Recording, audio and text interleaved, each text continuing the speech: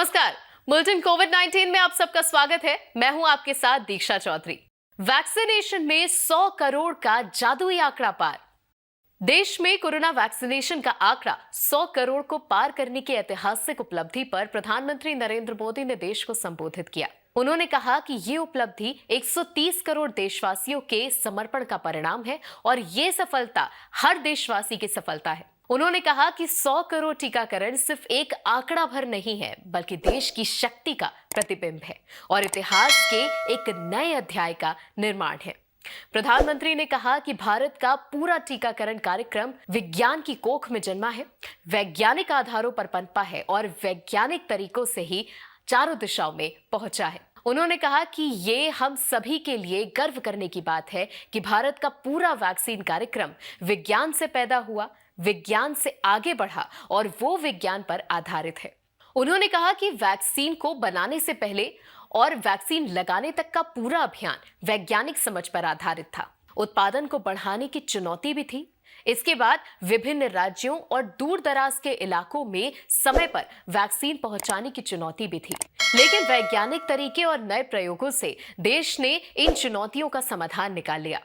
देश में कोरोना का टीकाकरण 16 जनवरी को शुरू हुआ था और 278 दिनों में भारत ने वैक्सीनेशन में 100 करोड़ के जादुई आंकड़े को पार कर लिया है। हालांकि प्रधानमंत्री ने लोगों से कोरोना को लेकर के लापरवाही नहीं बरतने की सलाह भी दी है। उन्होंने लोगों से आग्रह किया है कि त्योहारों को पूरी सतर्कता के साथ मनाया जाए।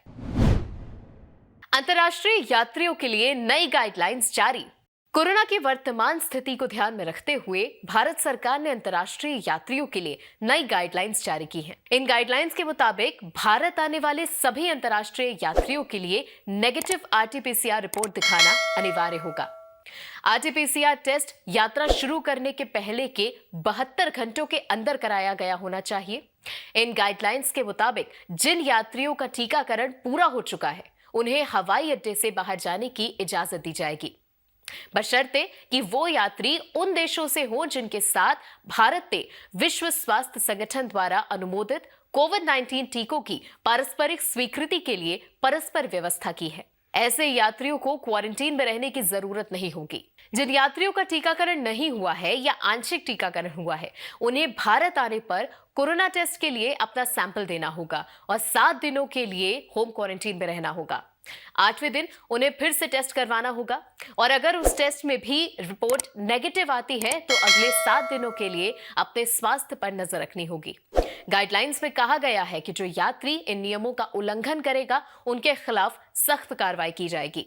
अंतर्राष्ट्रीय आगमन के लिए 17 फरवरी 2021 को और उसके बाद दिशा निर्देश जारी किए गए थे, लेकिन अब ये संशोधित दिशा निर्देश ही मान्य होंगे। और अब बढ़ते हैं तीसरी खबर की ओर। कोरोना वैक्सीन की पहली खुराक मानसिक सेहत के लिए भी फायदेमंद।